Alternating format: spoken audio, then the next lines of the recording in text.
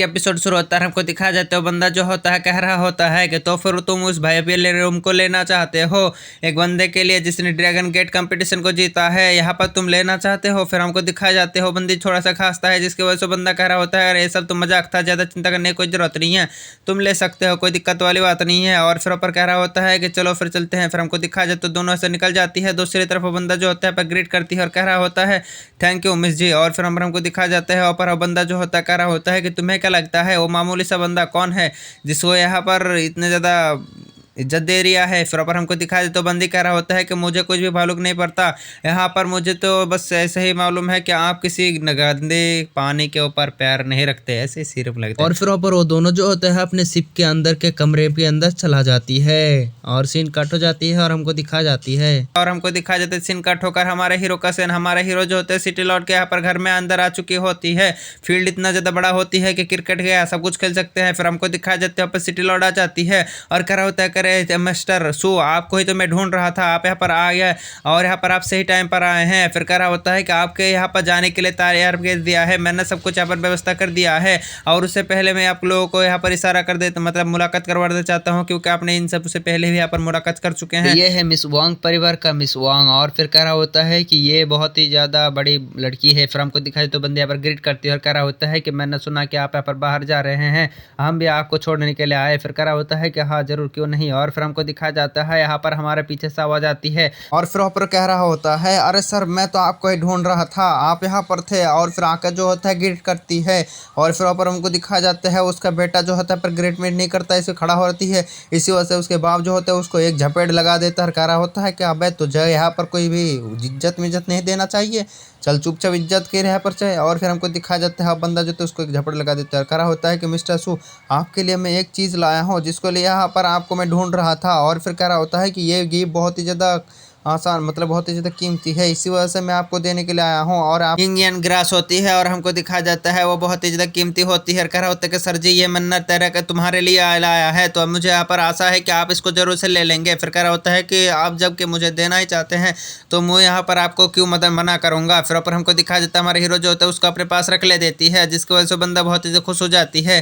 फिर ऊपर हमको दिखाया जाती है वो कह रहा होता है कि हमें यहाँ से जल्द से निकलना होगा। फिर ऊपर हमको दिखाया जाता है वो कह रहा होता है कि मैंने आप सब लोगों को लिए यहाँ पर बुलाया है ताकि यहाँ पर हम लोग आपको यहाँ पर छोड़ने के लिए जा सके। फिर पर हमको दिखाई जाती है पर जनरल और उसका बेटा आ जाती है और सब लोग मिलकर जो होता है हमारे सुयांग को यहाँ पर चला जाती है छोड़ने के लिए यून है कंट्री में। और फिर पर हमको दिखाया जाता है वो सब जो होता है आ जाती है और यहाँ पर हमको दिखाया जाता है सिटी लॉर्ड जो होता है ग्रीट करती है और कह रहा होता है कि यहाँ पर एक VIP भी है, इसी वजह से मैं चाहता हूँ आप उसके साथ कोई भी पंगा मंगा ना ले। फिर कह रहा होता है कि कोई दिक्कत वाली बात नहीं है, मुझे कोई किसी के साथ यहाँ पर पंगा मंगा नहीं लेना है। फिर हमको दिखा देते हो बंदा जो आगे बढ़ती है और उसको एक जेट पैंट दिखाती है और ये बंदे ये जेट पैंट जो होती है यहाँ पर साउ फैमिली की होती है। इसी वजह से कह रहा होता है कि आपको यहाँ पर इन्होंने कंट्री में कोई भी तकलीफ हो और अगर कुछ भी हो जाए तो यहाँ पर इस चीज़ को दिखा देना ताकि यहाँ पर आपके मसला सॉल्व हो जाएगी। तो यहाँ पर इसे आप अपने पास रखिए और सही टाइम पर इस यूज़ किएगा। फिर हमको दिखा देता हमारे हीरो जो तो उसको ले लेती है और कह रहा होता है कि शुक्रिया मिस्टर फो और यहाँ पर और मेरी तरफ से शुक्रिया कहना सियाओ फैमिली को। फिर हमको दिखा देते तो बंदा जो होता है अपने बेटे को कह रहा होता है कि सुन ले बे